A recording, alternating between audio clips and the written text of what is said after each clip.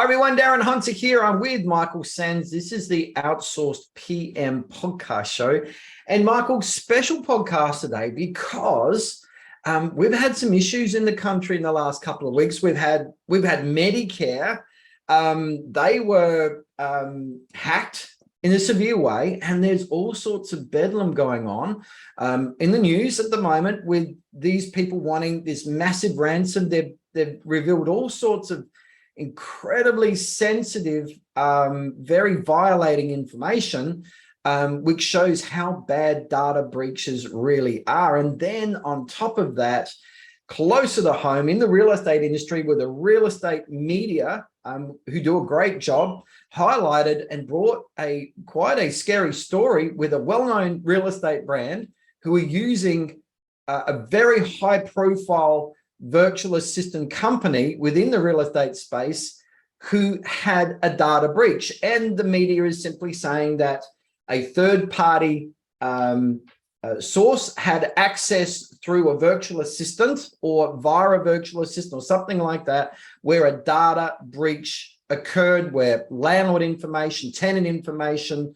tradesperson's information was possibly accessed. I want to say anything more than that, but Michael, this is quite a shock, really, isn't it? It's quite scary. I think it's really unfortunate for any business out there to have any type of data breach whatsoever. You know, you talk about those big organizations that have been breached, and I guess as a one person being hacked, it's different to thousands and thousands of people, because the mass media behind it, you don't know. Collectively, a lot of data is valuable to someone. Whereas like an individual person's data, it's negligible generally. If I lost my driver's license walking up the street and someone picks it up, I'll get a new driver's license. I'm not concerned that they're going to do something with it. But when you're talking about big organizations, they're getting hacked globally now. That's a massive, massive concern. We draw reference to outsourcing companies because we're in outsourcing, and there's a lot of companies out there. And outsourcing companies handle thousands of pieces of people's data each month, each week. You guys do it incredible. You've processed over 100,000 tenancy applications. You've got all sorts of identification that tenants are giving.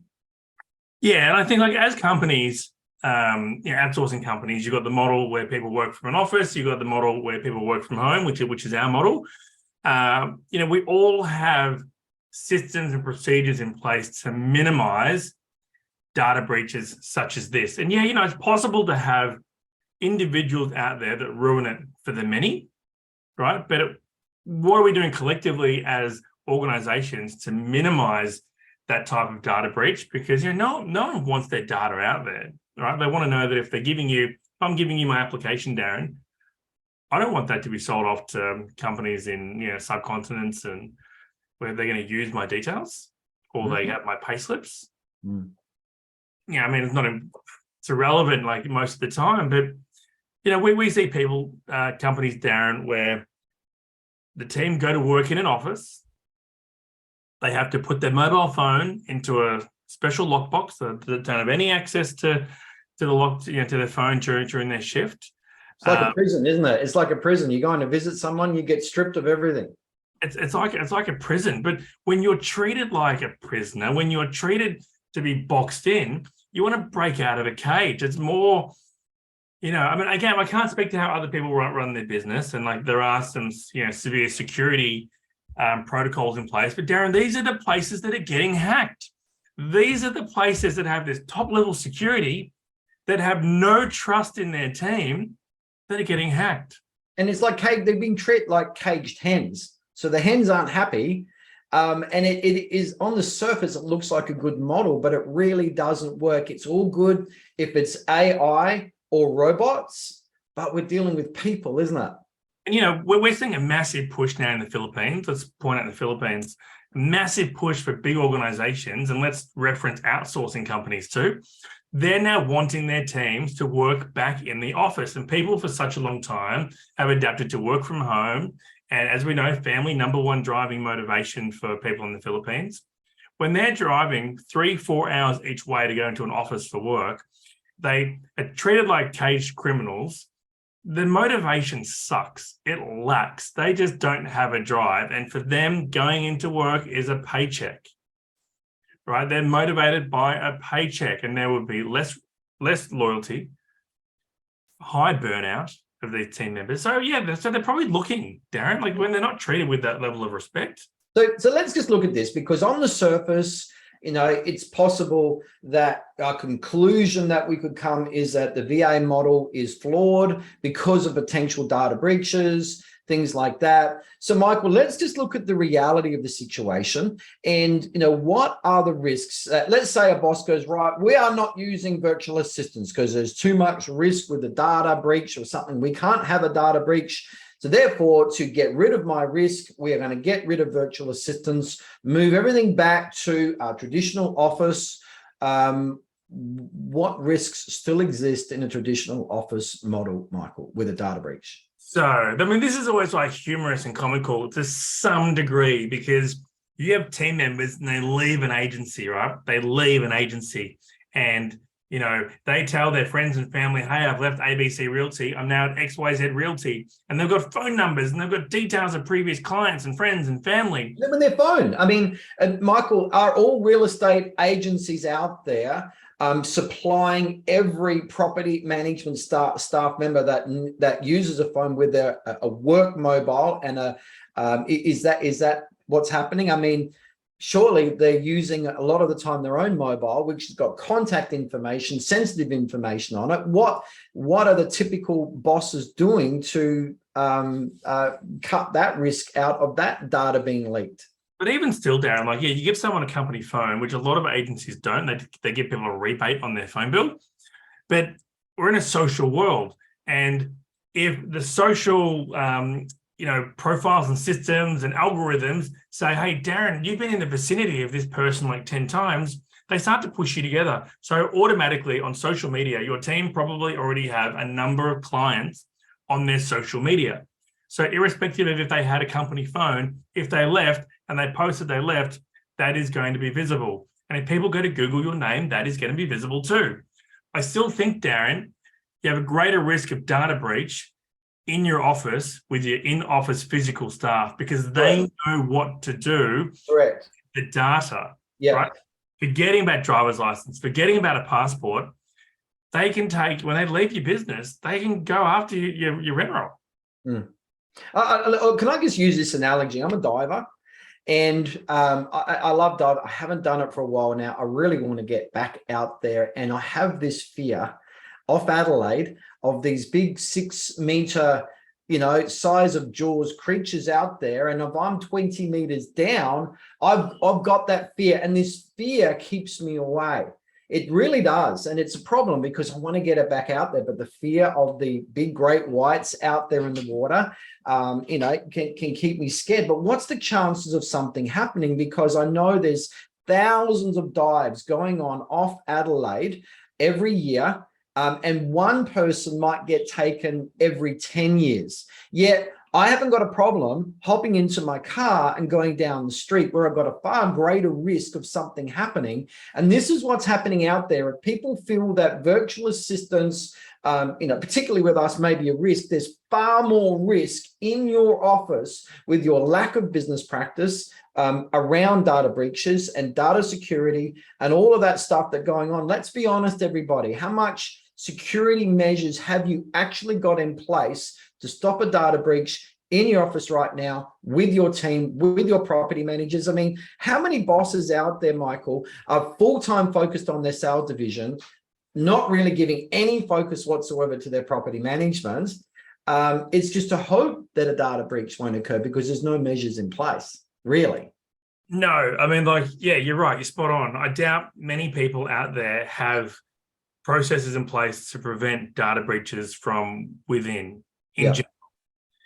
I guess also too, like when you can see someone in your office, you give a lot more rope. But when someone you can't see, you don't even have rope. It's like, that's it. If something goes wrong, there's no forgiveness. That's it.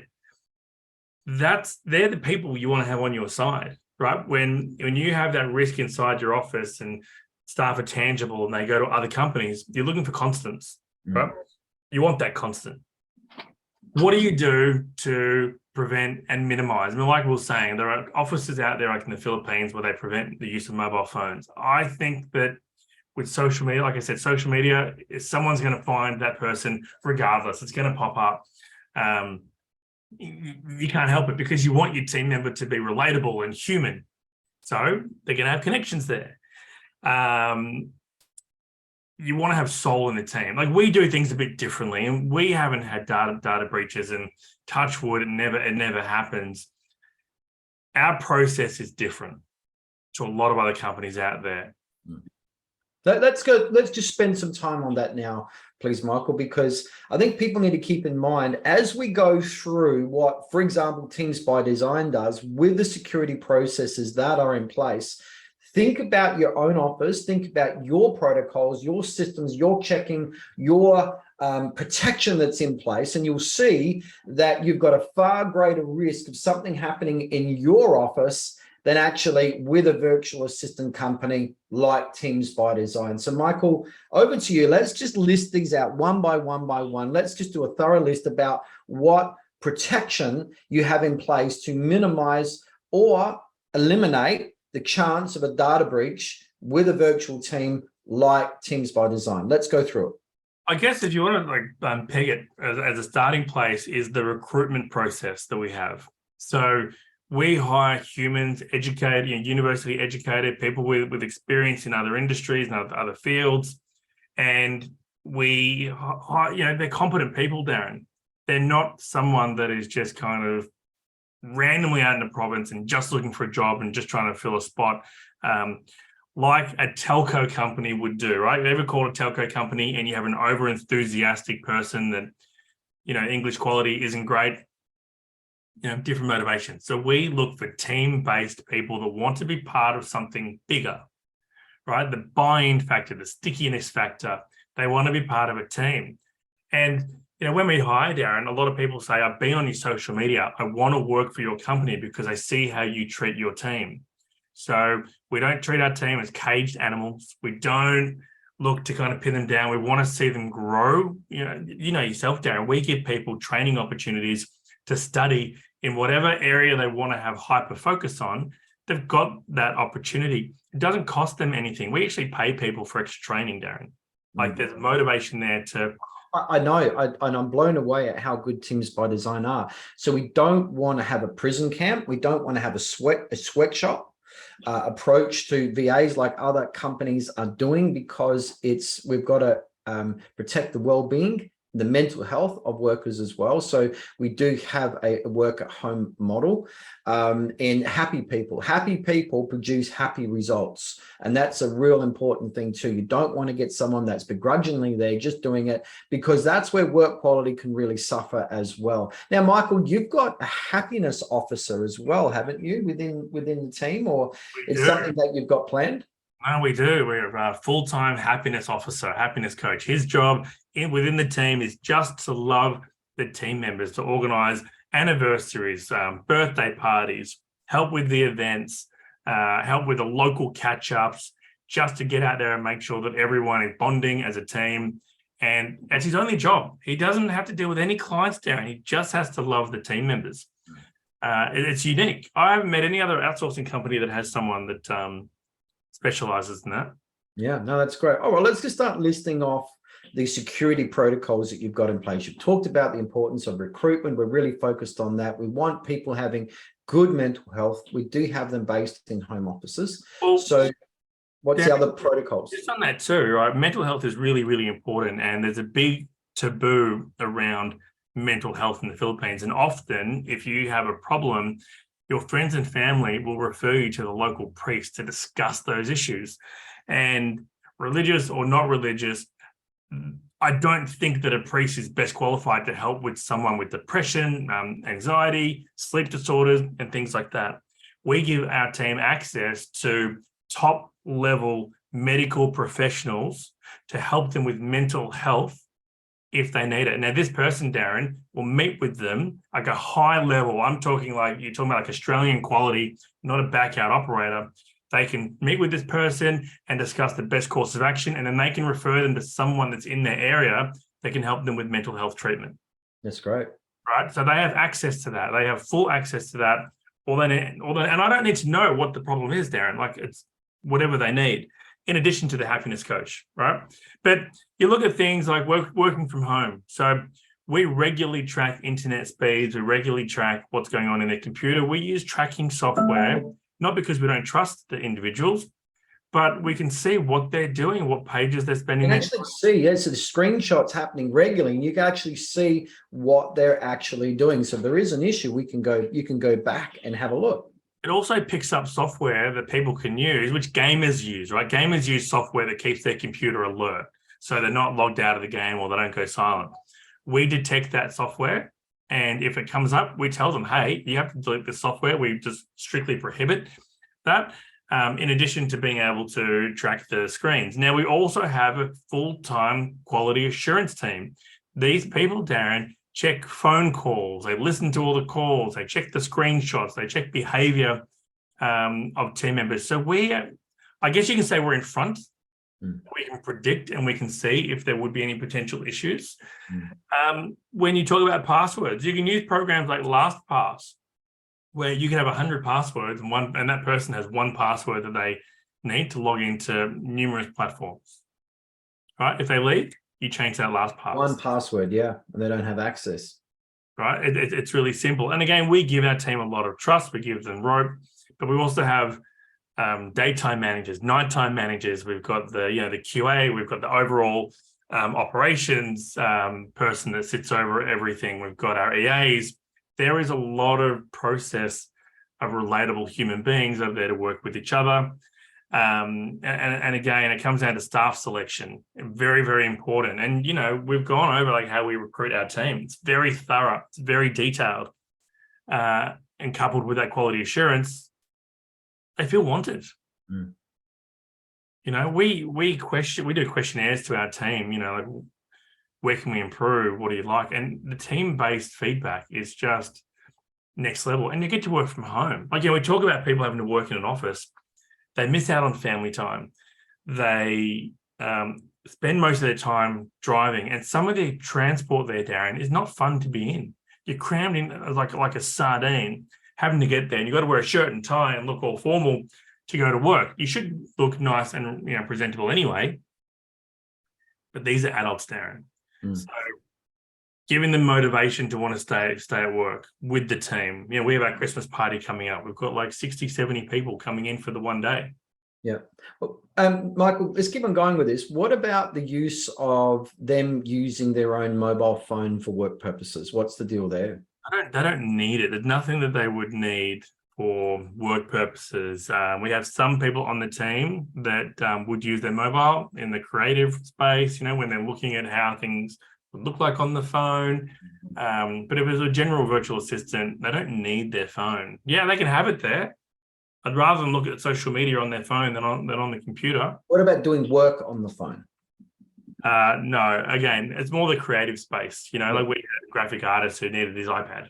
Yeah, and I have chats with my EA, Bev, and if I send, she has the chat on her phone of just basic communication between me and her as well. So that's really limited to that. So, what are some other security things that you have in place? We trust our team, but you've got there's the computer tracking, you've got the software, the password limitation programs that you use. You've got the oversight and checks and balances from the team that are there genuinely to help. It's also letting people know what their tasks mean. So what's the outcome? What's the issue if they don't complete the task? So they have more of a buy-in rather than saying, hey, Darren, I need you to enter in the data into the spreadsheet. No motivation there. But if I say, Darren, this is why you're doing it, and if it's done correctly, this is what we can do with it. And if it's not done correctly, this is what happens. So they understand the ramifications of that. Again, I harp on team selection, right? We don't just hire everybody. Does everybody work out? No. The world's not full of unicorns, but it's really thorough. We don't have people leaving the company upset or disgruntled because of the culture. people want to be part of the team and they want to serve. They want the customer service. Yep. No, that's cool. So look, everyone, this has been a good session. And I think, again, the point is, look, regretfully, there is, when you're out driving, you'll be the safest driver out there. There is always a risk of an accident. And I don't think we can be in a world where there is a zero risk of a data breach. We've got to do all we can. But there's an incredibly far less risk of a data breach occurring, certainly with Teams by Design. We can't speak for other virtual assistant companies, can we, Michael? But the point remains is that there's a far greater risk of a data breach occurring in a typical traditional office that doesn't have anything, and particularly if a boss isn't even focused on his team, he's the captain of the ship is not at the wheel, he's focused full-time on sales. There's a massive risk there of something occurring, because while mum and dad are away, the children will play. And what sort of things are in place when that person leaves? What have they still got access to? What passwords have they got? What phones have they got? What contact information do they still have? All of those sort of things too. So I think this has been a really good meeting here. And just as a quick FYI for everybody, for up to 30 tasks that you can outsource to a virtual assistant, there's up to 30 things that can be done. Michael had a 650 property rent roll with only 1.5 staff on the ground. The rest were virtual assistants, because he worked out what a team member doesn't need to be doing, a virtual assistant can do. And up to 30 tasks. Go to teamsbydesign.tasks.com for that list, teamsbydesign.tasks.com. And Michael, you've got a special URL now. We worked out a special URL that people can actually book into your diary. What is that? That's right, unbusymyteam.com. So go to unbusymyteam.com to book directly into Michael's diary. It'll connect up to his Calendly, straight in, book, find a time that suits you, unbusymyteam.com, or otherwise just go to teamsbydesign.com and just go contact us in there, or hello@teamsbydesign.com to book as well, but unbusymyteam.com. Michael, it's been good. Thanks, everybody, and a special broadcast today around the very concerning and genuine issue around data breaches. Hope that's put a lot more confidence into how good and how secure virtual assistants are when you've got the right business working with you. So thanks so much for your time, everyone, and thank you, Michael. Thanks, Darren.